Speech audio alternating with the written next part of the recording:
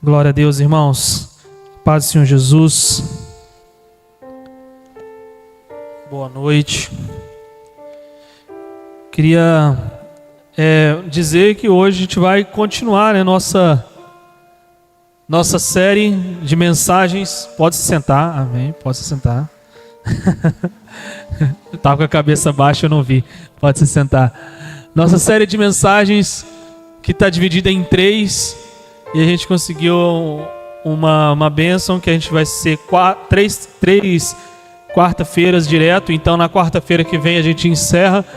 Mas hoje nós vamos falar sobre a batalha na mente e as obras da carne. A gente falou já sobre a autoridade do crente e a posição de vitória.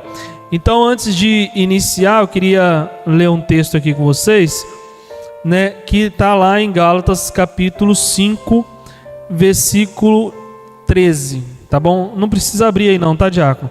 Pode deixar que todo mundo vai acompanhar na Bíblia aí, tá? Então, Gálatas capítulo 5, versículo 13. É bom que o pessoal começa a manusear mais a Bíblia de papel. Tá assim então, amém? Gálatas capítulo 5, Novo Testamento, capítulo 5, versículo 13. Portanto, porque vocês, irmãos, foram chamados à liberdade, mas não usem a liberdade para dar ocasião à carne. Pelo contrário, sejam servos um dos outros pelo amor, porque toda a lei se cumpre em um só preceito, a saber, ame o seu próximo como a você mesmo. Mas se vocês ficam mordendo e devorando uns aos outros, tenham cuidado para que não sejam mutuamente destruídos. Glória a Deus. Então, 2 enfoques nesse texto que Paulo traz em Gálatas. O primeiro, de entender que nós fomos chamados à liberdade, e o outro é a questão do amor, tá? Sejam servos um dos outros pelo amor. E se esse amor, aí ele completa com o que eu já preguei aqui uma outra vez, que é ame o seu próximo como a você mesmo. Primeiro você tem que se amar para amar o próximo. Diogo, o que tem a ver isso com a mensagem? Tudo a ver. Porque se você não consegue ter esse amor, provavelmente você não vai conseguir vencer a batalha na sua mente e vai tendenciar a prevalecer a sua carne. Tá certo? Então vamos lá começar hoje essa batalha na mente e as obras da carne. Qual que é o nosso objetivo hoje aqui, ó? Gerar um confronto direto e libertador, fazer a igreja parar de culpar o diabo por coisas que são responsabilidade da própria carne, assumindo o controle e o domínio próprio. Muitas vezes nós fazemos isso no nosso dia a dia, mas muitas vezes a gente não percebe e só vai perceber lá na frente. Tem um versículo que aí, quem estiver anotando, anote aí e depois veja que maravilhoso esse versículo, que agora virou o versículo para a minha vida e que talvez na última pregação minha do mês, que vai ser lá no dia 26, eu vou tentar trazer algo em cima desse versículo, que é Provérbios capítulo 8, versículo 5. Depois leia lá, se você estiver anotando, que é muito importante, não vou falar aqui, é para você descobrir algo tremendo sobre sabedoria.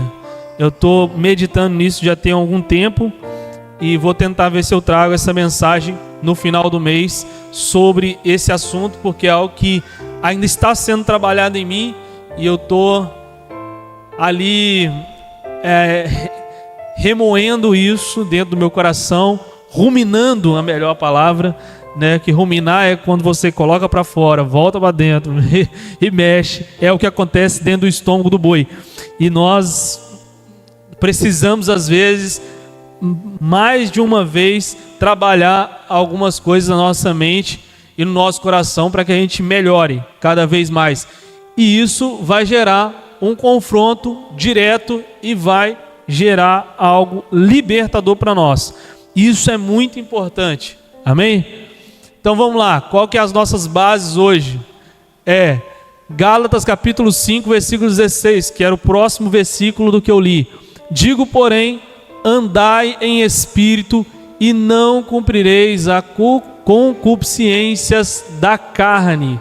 E também 2 Coríntios 10, 4, que diz: as armas da nossa milícia não são carnais, mas elas tendem sempre a se levantar. E vocês vão ver com os textos que eu trouxe mais para frente aí, que isso é muito do que a gente falou na primeira pregação. Porque é muito sutil. Sugestões que vão nos dando a nossa mente, né, através dessa influência do diabo. Hoje nós vamos falar mais da influência que nós mesmos causamos em nós e no que nós falamos. Então é um outro viés e que muitas vezes a gente culpa o diabo. Mas hoje nós vamos ficar no que nós erramos, né? E não no que só o diabo nos induz. Então é muito mais fácil culpar o diabo pelas nossas falhas do que olhar no espelho e admitir que precisamos mudar. Hoje vamos aprender a desarmar a nossa própria carne antes que ela abra as portas do inimigo. Tem um pastor que disse uma vez para mim, e eu lembrei que ele falou assim: a vida do crente é como, né, não é como um controle remoto que você só muda aqui. Você tem que levantar, ir lá e mudar, senão não vai causar nenhuma diferença. Então não vai ser ninguém que vai mudar por você. Você mesmo que vai ter que mudar. Como mudar? Lendo a palavra de Deus. Por quê? Porque conheceis a verdade vos libertará. Esse é o propósito de ler a Bíblia. Quanto mais você lê, mais você consegue fazer disseca, né? Você consegue dissecar você e ver: eu não estou andando pela vontade de Deus, eu estou andando pela minha vontade. E quando eu ando pela minha vontade, a tendência é errar o alvo. Tá bom? Então, vamos lá.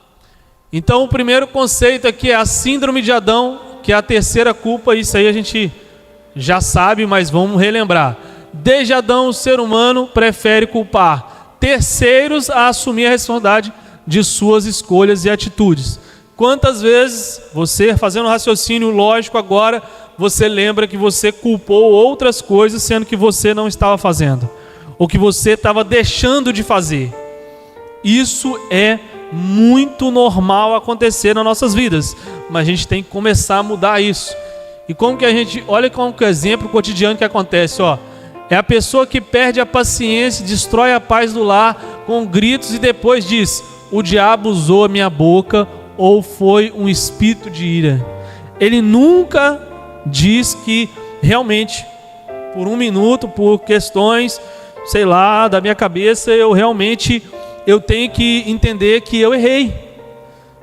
Desculpa, meu amor, desculpa, né? Vocês vão falar, não sei como é que vocês falam, né? Meu docinho, meu ursinho, não sei como é que vocês chamam a esposa de vocês, né? Mas você vai falar com a sua esposa: meu amor, eu errei, me exaltei aqui, desculpa. E isso é você assumir que realmente você errou. Quando você não faz isso, o que vai acontecer? Vai passar batido. No natural não vai acontecer nada, mas talvez o olhar, o ferimento que você causou na sua mulher, só mais para frente que você vai ver. O ferimento que você causou no seu filho, você só vai ver mais tarde. Ele não é visível no natural às vezes. Ou, às vezes, ela vai ficar emburrada, o seu filho vai ficar emburrado, não vai falar com você, talvez você perde a autoridade sobre ele. Tem várias coisas. Mas quando você, que é muito doloroso fazer isso também, você chega na pessoa e pede perdão, é algo tremendo. Você entendeu o que você fez. E isso é muito importante, certo? E não ficar culpando o diabo o tempo todo. É você mesmo que causou. Você que passou no crédito, né, aquilo, então a conta vai chegar. Não adianta pagar o mínimo, porque pagar o mínimo é o quê? Entrar naquele ciclo vicioso. Eu peço sempre desculpa, eu peço desculpa, eu nunca peço perdão. Então eu nunca corto essa linha do tempo. Então vamos lá, o exemplo bíblico para isso, Jardim do Éden. Gênesis capítulo 3, versículo 12. Quando Deus confrontou Adão sobre o erro, a resposta dele foi: a mulher que tu me deste foi companheira, ela me deu da árvore e eu comi. Adão culpou a mulher, indiretamente culpou o próprio Deus, porque foi Deus que fez a mulher. A primeira coisa que Deus fez foi Adão, para ter relacionamento com ele.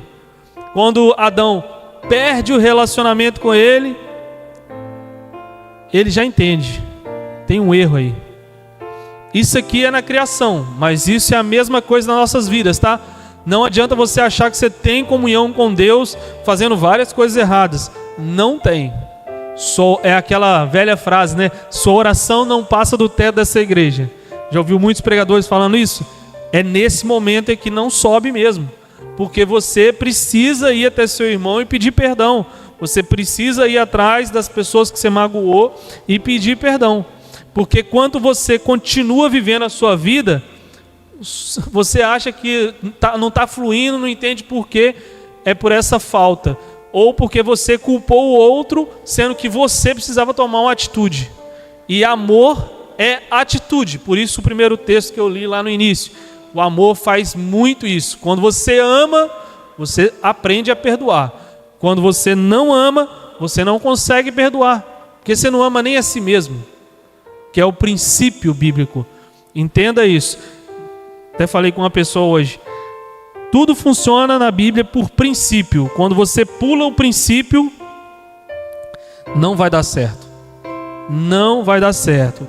Você tem que ir com o princípio. Não tem como. O princípio faz parte. Ensina o seu filho o caminho que deve andar, para mais tarde ele não se desviar. Você só traz a sua criança, o seu filho para a igreja, mas não ensina ele o que a palavra diz de fato, ou como ele deve andar, ou você mesmo não é espelho para isso, você pulou um princípio. E lá na frente acontece como eu cuidei de um rapaz esses dias, os pais dele eram cristãos, mas por ter pulado esse princípio, eles iam à igreja, mas não passavam nada de fato para o filho, de vida, né? De cotidiano, de como eles realmente eram nas atitudes no dia a dia. O que aconteceu? Esse rapaz entrou nas drogas, se viciou, está no crack e agora precisa de libertação. Não só libertação espiritual, mas vai precisar de uma clínica para desintoxicar ele agora. E procurou porque ele não viu no seio familiar dele, que é cristão, uma pessoa de referência. Olha que triste. Então o pai e a mãe é cristão, mas ele mesmo assim não viu referência nos pais e me procurou. É muito feio isso para os pais. Então não é porque eu sou o melhor que ninguém, não tem nada a ver com isso. Tem a ver com você ser referência ou não ser. Você pular um princípio e perder esse fato que você poderia mudar alguma coisa. Adão perde isso porque ele não é mais referência, porque ele perdeu relacionamento com Deus. Relacionamento com Deus. E culpou outra pessoa, ao invés de assumir: Senhor, eu errei. A mulher me ofereceu e simplesmente eu fui lá e comi o fruto. Então ele não fez isso. Então, quais que são as fortalezas mentais com a carne que destrói essas prisões? O conceito: a carne não é apenas o corpo físico, é o nosso sistema no pensamento, hábitos e vícios emocionais construídos ao longo do tempo. Fortaleza, segundo Coríntios 10, 4. Então, na hora que você tiver numa adversidade, na hora que você tiver numa luta, o que vai fazer você vencer é se você murmura primeiro ou se você procura ler a Bíblia para entender o que você está passando. Se o seu pensamento é: eu estou passando por isso, então quem na palavra do Senhor viveu algo parecido, para que eu possa ter uma referência e que eu possa sair desse momento que eu estou passando. Diogo, mas não, como diz outro dia o pastor Osias falou aqui, disse um rapaz, né, que a Bíblia precisa ser atualizada. Infelizmente ele estava errado, porque talvez ele não leu direito, porque a Bíblia tem todos os assuntos, né? Mesmo que você não ache escrito rede social, você vai ver pessoas que influenciaram erradamente na Bíblia. Então basta você entender. Se ficar difícil, compra uma Bíblia NTLH, que é nova tradução na linguagem de hoje, que você vai ver na linguagem de hoje o que é realmente que você talvez está vivendo, mas que você ainda não conseguiu entender biblicamente. E se for melhor ainda, se você quiser ainda puxar algo melhor ainda, pega a sua IA e fala com ela aí, eu estou passando por isso, me dá uma referência bíblica de algum personagem que passou por isso. Ela vai te dar, tá? Ela vai pregar para você ainda, tá bom? Então hoje nós temos recursos, e aí você vai estudar, você achou o texto, você estuda, puxa mais coisas, que você vai conseguir sair disso. Então, qualquer coisa, me procure que eu te dou as dicas aí, que tem várias, tá? Para esse sentido. Mas a ideia é você buscar primeiro a palavra do Senhor, e não a sua razão, e muito menos a murmuração, tá? Que é o que mais a gente faz. Por que, Senhor? Por que? Não sei o quê. Então, vamos lá e guardem esses textos para vocês lerem, 2 Coríntios 10, 4, que é a base do que eu estou falando, tá? Então, um exemplo do cotidiano. Imagine uma pessoa que aprendeu a vida inteira que a única forma de se defender é atacando. Qualquer crítica sutil na igreja ou no casamento aciona uma fortaleza mental de defesa. Ela não precisa ser oprimida por um demônio para causar uma divisão. A mentira que ela alimentou na mente dela já faz todo o trabalho. Olha que interessante. Então, às vezes, não é nem alguém que falou alguma coisa, mas a sua própria mente já trabalhou contra você mesmo. E já colocou algo que aquela pessoa achou, que falou, que disse, que não sei o quê. Como já dizia em Minas, esfala que, né? Mas não falou nada, né? Isso é muito do mineiro, para o mineiro se gabar, né? Ele fala, esse fala que eu sou bom, né? É um sujeito oculto, né? Ele não existe, mas é porque o cara não quer não quer se promover, aí ele vai e fala, esse fala. Então lá em Minas tem isso. Então são coisas que são criadas dentro da nossa mente, e aí a pessoa fica colocando às vezes a culpa no outro, mas o outro nem sabe. Muitas vezes, para você pedir perdão para uma pessoa, a pessoa que você vai pedir perdão, ela às vezes até assusta, porque ela nem sabe que ela fez alguma coisa para você, entendeu? E você está lá vivendo, remoendo aquilo, mas o perdão, ele liberta você, não é a outra pessoa. Entenda isso, é tremendo sobre o perdão. O perdão, ele liberta você e não a outra pessoa. A outra pessoa, ela vai entender, ela pode até aceitar ou não o perdão, mas quando você chega na pessoa e fala, eu te perdoo, irmão, mas como assim? Eu não fiz nada. Eu te perdoo, irmão. É algo que eu estou aqui remoendo, eu preciso me limpar disso. Isso acontece muito com pessoas que negligenciaram às vezes os pais, e aí o pai está no leito de morte, a mãe está no leito de morte, e aí a pessoa vai lá e tem que pedir perdão. Ou, pior ainda, esse pai, essa mãe, ele falece, e aí não tem mais como pedir o perdão. E aí a pessoa vive a vida inteira, um bom tempo da vida dela, até ela descobrir, né, que ela precisava liberar o perdão. Quem quiser fazer, tem o Secrai lá em Vitória, que é do pastor Emerick, né? Ele tem um curso de cura e libertação, e tem a parte de paternidade lá. tem uma ministração sobre paternidade. E quando é essa ministração sobre paternidade, é até com uma pastora, que eu esqueci o nome dela, bem famosa, que ela vem fazer. E quando ela, é uma juíza ela, quando ela faz essa ministração, tem pessoas que começam a chorar, caem em lágrimas, e nem ele mesmo sabe por que ele está chorando, mas é algo interno. Por quê? Porque talvez deixou de dar esse perdão. E quando você não consegue perdoar, principalmente pais, você vai ter dificuldade também para amar Deus, porque Deus é pai. Então você vai ter algumas limitações. Mas enfim, isso é outra coisa, é só um adendo aí para quem quiser aprender mais. Exemplos bíblicos para isso: os 10 espias, lá em Números capítulo 13, 31 a 33.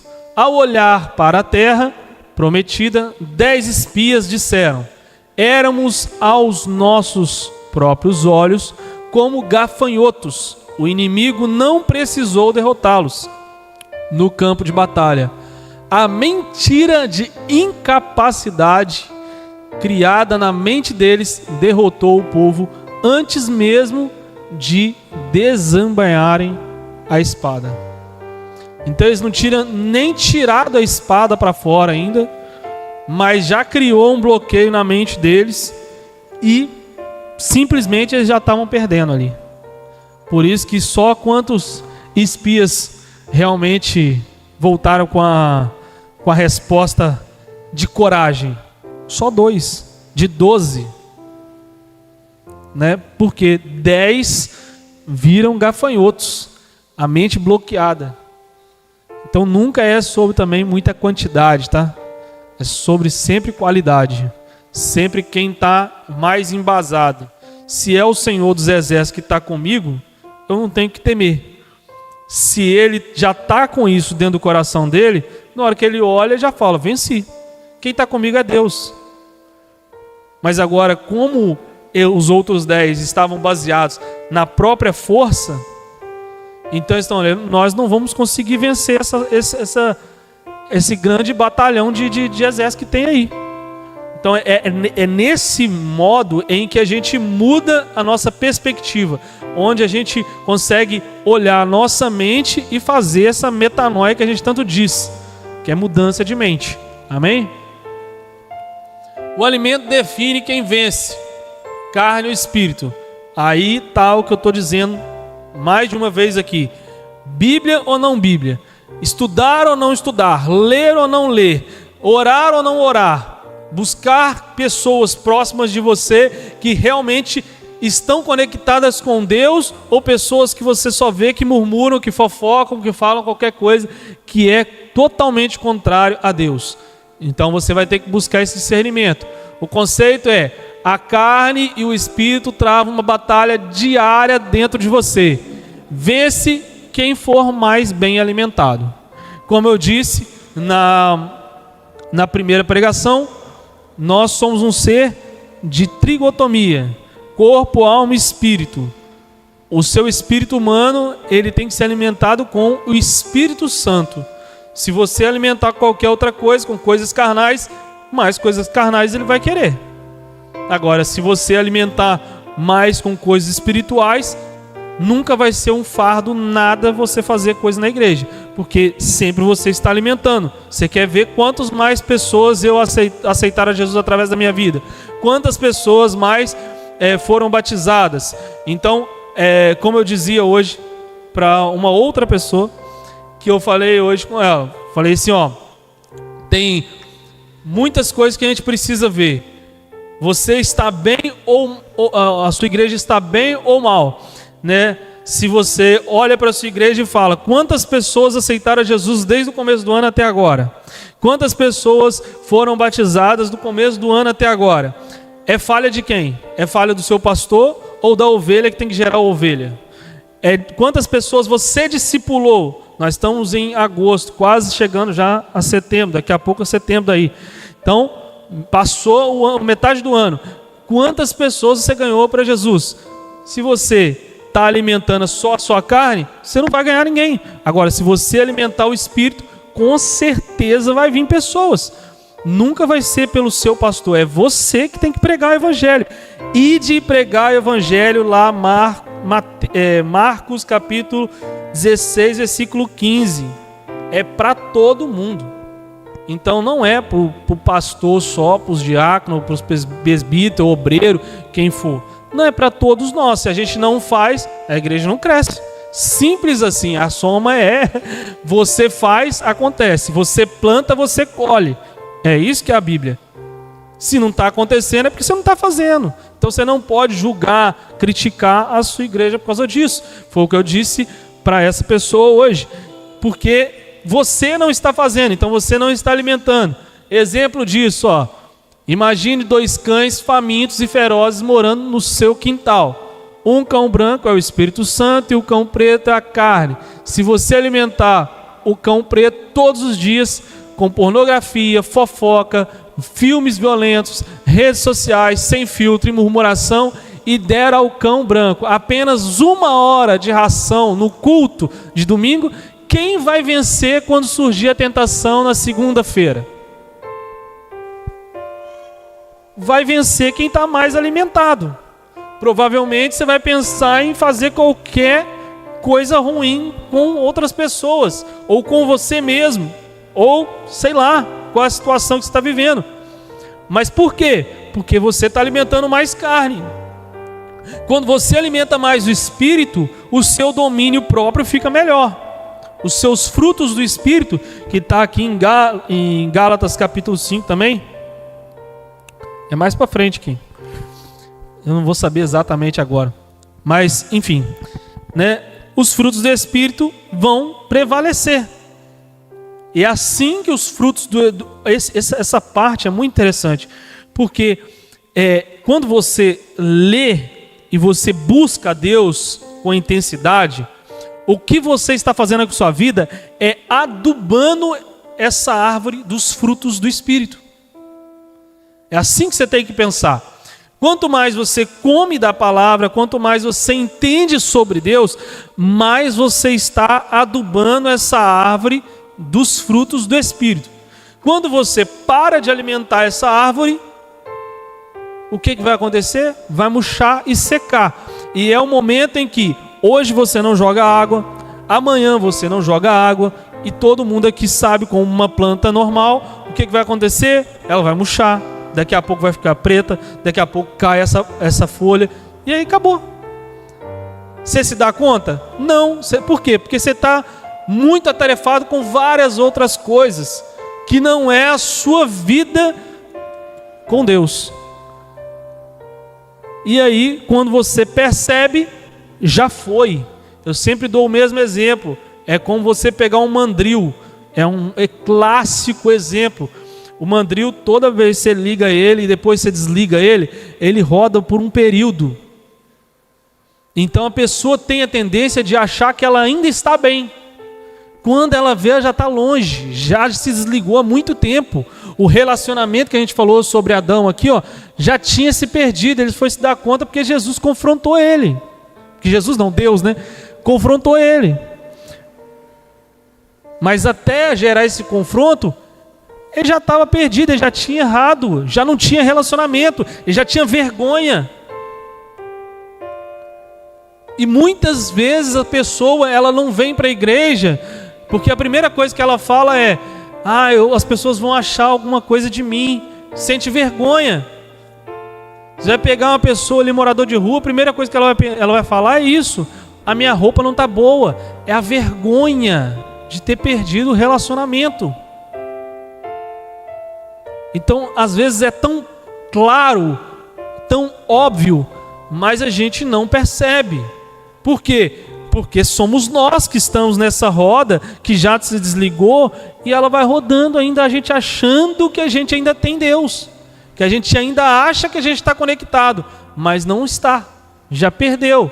Então, se alimentar só com os cultos, só aqui que você abre a Bíblia, não vai adiantar. Não vai adiantar.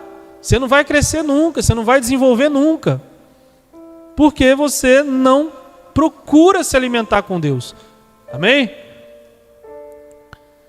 Então, exemplo, Esaú e o prato de lentilhas. Gênesis capítulo 25, 29 a 34. Esaú trocou o seu direito de primogenitura, sua herança espiritual e eterna, por um simples prato de comida, porque estava com a carne faminta no momento. A carne vive no imediatismo. Isso é muito interessante. É muito interessante isso. Preste atenção. A carne vive no imediatismo. Eu quero agora. O espírito, ele vive no eterno. Isso é muito tremendo e muito profundo. Quando você se apega a coisas de agora, você está alimentando a sua carne.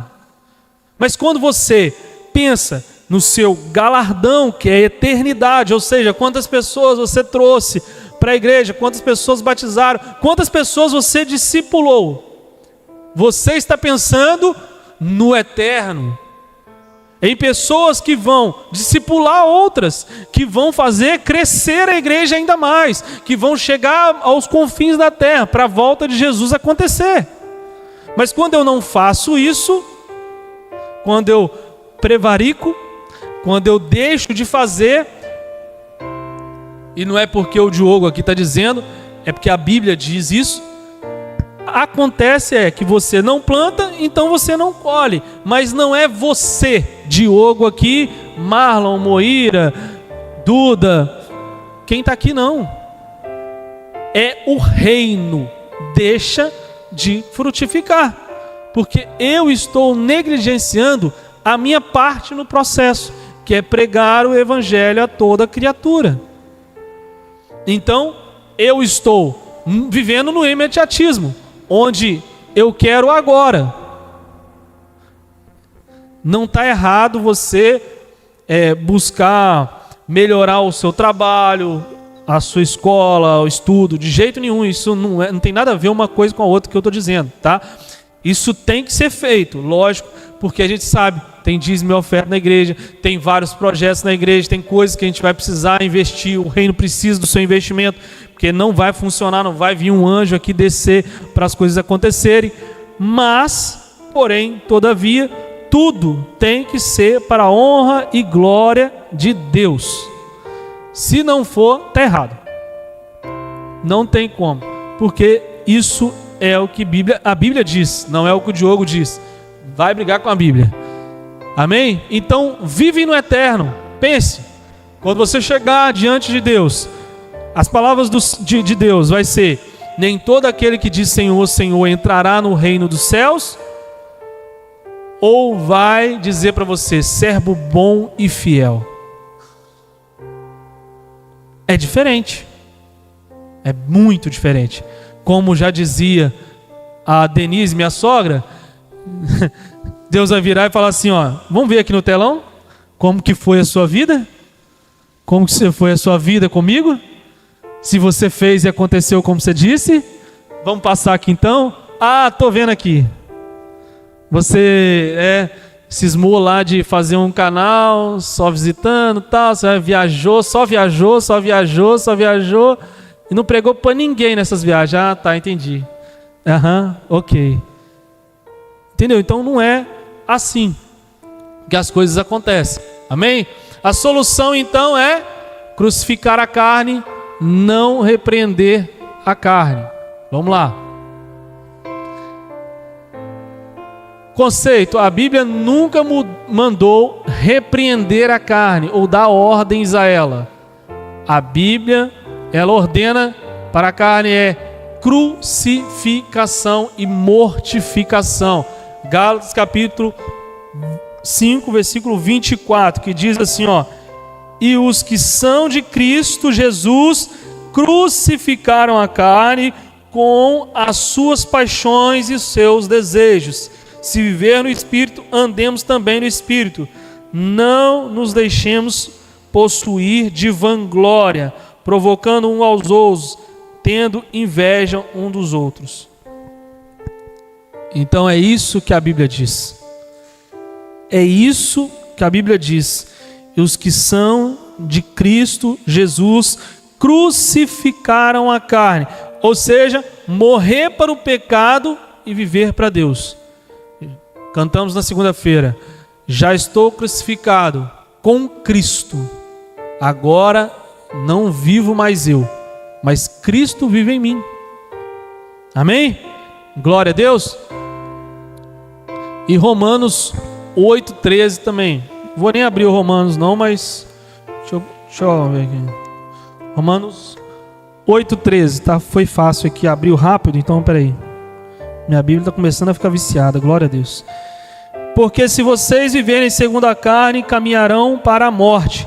Mas se pelo Espírito mortificarem os efeitos do corpo, certamente viverão. Amém? Glória a Deus. Então vamos lá. O exemplo bíblico para isso, o apóstolo Paulo em 1 Coríntios capítulo 9, versículo 27, diz: Paulo, o maior teólogo do Novo Testamento, não disse que repreendia o diabo para manter a pureza. Ele disse: esmurro o meu corpo e o reduzo à escravidão, para que, tendo pregado a outros, não venha eu mesmo a ser desqualificado. Paulo era muito intenso e ele subiu a régua um pouco mais ainda. Ele falou: eu esmurro a minha carne, porque eu tenho que viver todos os dias me qualificando para Cristo, não para pessoas, para Cristo. E se eu não faço isso, eu chego a fazer o que ele falou: não venha eu mesmo a ser desqualificado. O que ele está falando? Nas linguagens de hoje, versão Diogo Pires, eu não quero chegar lá e olhar no telão quando Jesus me mostrar que eu fui medíocre, eu fui um cristão medíocre, eu não vivi aquilo que eu preguei, eu não fiz aquilo que eu dizia que estava escrito, mas não fazia. Eu não quero chegar lá e Deus falar comigo: nem todo aquele que diz Senhor, Senhor entrará no reino dos céus. E você é uma pessoa dessa. Imagina você de frente com Deus, Deus falando isso com você. Estava no começo do slide, tá? Vai ser confrontador mesmo, mas é porque isso é necessário para que a gente cresça. Isso é necessário dentro da batalha espiritual, você reconhecer quem você é em Cristo, o que você está fazendo de errado e o que você precisa fazer para acertar. Amém? A aplicação então prática: chega de orar pedindo para Deus tirar de você o vício ou a atitude, se você continua frequentando os mesmos lugares, mantendo os mesmos contatos e alimentando os mesmos gatilhos. A libertação da carne não acontece no altar com um grito. Acontece no seu quarto, na sua rotina, quando você decide dizer não para o seu próprio eu e sim para a vontade de Deus. Ninguém precisa me convencer, Diogo. Ninguém precisa convencer o pastor Álvaro de nada. Você precisa convencer a sua carne que ela não manda. Quem manda é o Espírito de Deus em você. Amém? Vocês estão muito quietos, acho que eu estou pegando pesado. Tá muito calado. Chegou o final. Achei que tinha mais. É isso, o terceiro vai ser semana que vem. Mas vamos lá então. Vamos continuar nesse finalzinho aqui que é muito interessante. Olha aqui. Não para o seu próprio eu, e sim para a vontade de Deus. Essas mensagens, irmãos, elas estão prontas há um bom tempo já. Então, nada que aconteça, nos últimos dias eu adicionei ao slide. O slide já estava aí, tá? Então, isso é totalmente bíblico. Não fuja dos princípios bíblicos. Não fuja da sua responsabilidade como cristão. Quanto mais você foge disso, mais tempo você leva para viver a vontade de Deus na sua vida. Então eu queria estar orando por pessoas sendo curadas. Eu queria estar orando por pessoas aceitando a Jesus sobre a minha vida. Eu queria... Gente, não tem coisa mais maravilhosa na face da terra que você pegar uma pessoa, a pessoa aceitou Jesus sobre a sua vida, você levar ela ao batismo, ela ser batizada, você discipular essa pessoa, e essa pessoa daqui a pouco virar um líder e estar discipulando outras pessoas. Isso é o mais tremendo do Evangelho. Você concluiu todas as etapas, você gabaritou em Cristo. Você realmente é o que nós dizemos há muito tempo dentro do Evangelho. Você virou um pai na fé. Que hoje quase ninguém fala sobre isso, mas você acaba de virar um pai na fé quando você realmente conclui todas essas etapas. Amém? Fique de pé nessa noite. Glória a Deus. Na próxima a gente vai falar discernimento e maturidade na vida cristã. E para você que talvez tenha visto que hoje ficou um pouco duro, mas nós vamos chegar a um final aqui, que a gente precisa parar de querer só o alimento, o leitinho, né? Mas o alimento sólido. E quando a gente conseguir viver com esse alimento sólido, nós vamos fazer como no natural a gente faz. A criança, quando ela começa a comer o alimento sólido, ela vai desenvolver muito mais rápido, vai virar um adulto, e esse adulto vai ter responsabilidades. Então nós precisamos chegar a essa estatura, a estatura de responsabilidade, de viver o eterno e não o imediato, que é o de hoje. Amém? Glória a Deus. Feche seus olhos e vamos orar.